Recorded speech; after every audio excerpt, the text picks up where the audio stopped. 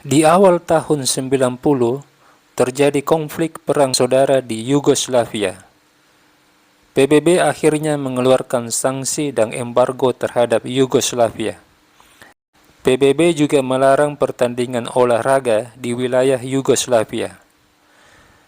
Sebagai respon terhadap sanksi dari PBB, seorang pengusaha Yugoslavia mengadakan duel tarung antara Bobby Fischer dan Boris Spassky. Hadiah yang disediakan sebesar $5 juta dengan pembagian $3,35 juta bagi pemenang dan sisanya diberikan kepada pihak yang kalah. Kehadiran Fischer di Yugoslavia menyebabkan terjadinya konflik dengan pemerintah Amerika Serikat yang mendukung embargo PBB. Pemerintah Amerika akhirnya mengeluarkan surat perintah penangkapan. Setelah itu, Bobby Fischer terusir dari negeri kelahirannya dan hidup sebagai seorang imigran. Berikut kita akan menganalisa salah satu partai yang dimainkan oleh kedua pemain legendaris ini.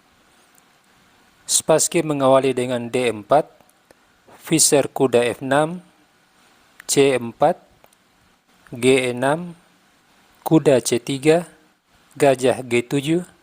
Ini adalah senjata andalan Fischer sejak tahun 60 hingga 70. Pion E4, D6, F3. Variasi semix siap dimainkan oleh Spassky. Salah satu variasi Hindia Raja yang sangat populer di tahun 90-an.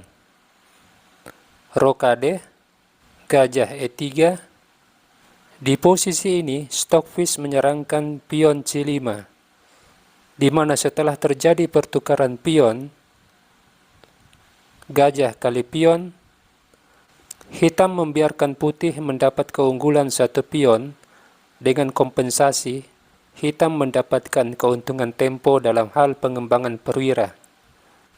Di sini hitam bisa kuda D7, mengusir gajah dan di saat yang sama membuka diagonal gajah fianchetto. Hal ini tidak dilakukan oleh Bobby Fischer. Dia lebih memilih kuda C6. Spassky mengembangkan kuda, pion A6, pion H4, mulai melancarkan serangan di sayap raja. Fischer menghentikan laju pion dengan H5. Spassky melakukan manuver kuda ke C1 sebagai upaya konsolidasi putih untuk menyusun skema penyerangan. Fischer kuda D7 membuka diagonal gajah fianchetto, kuda B3, pion A5, dengan ide pion A4 mengusir kuda, sekaligus memberi tekanan di sayap menteri putih. Spassky mendorong pion dengan A4, menahan laju pion hitam, kuda B4, kuda mulai memasuki wilayah putih, dengan kontrol terhadap petak C2 dan D3. Spassky gajah E2. Bagaimana jika di posisi ini putih melangkah G4? Hitam pion kali pion, pion H5, pion kali F3, menteri D2. Di sini hitam pion E5, membuka diagonal menteri dan memberikan peranan bagi menteri untuk membantu pertahanan raja. Pion kali pion, pion kali D4, menteri H2. Hitam memiliki langkah selipan kuda C2, skak.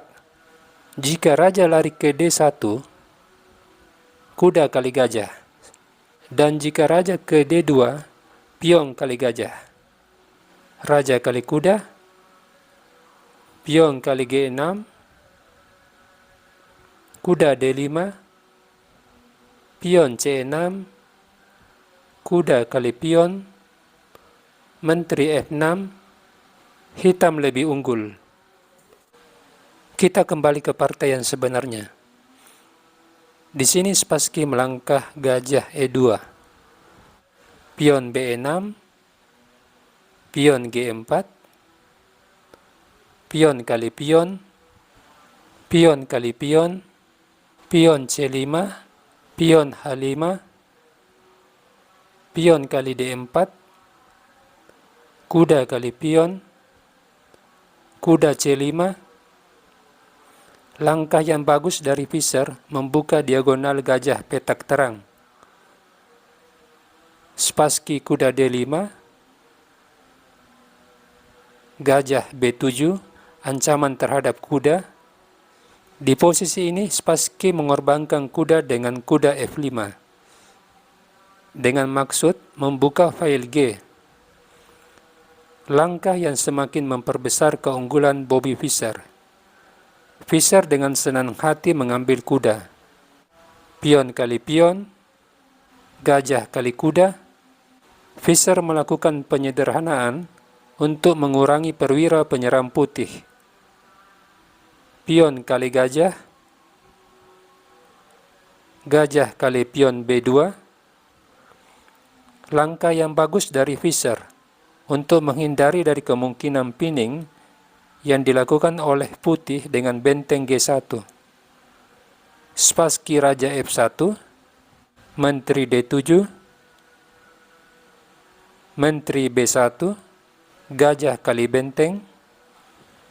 Di sini Fischer menukar gajah fianchetto dengan asumsi pertahanan raja dalam posisi aman, di mana file H adalah jalur yang aman bagi raja hitam karena serangan putih di file H tertutup oleh pion H5. Spassky benteng G1 skak, raja HD8, menteri kali gajah skak, pion F6 menutup, menteri B1, benteng diadu,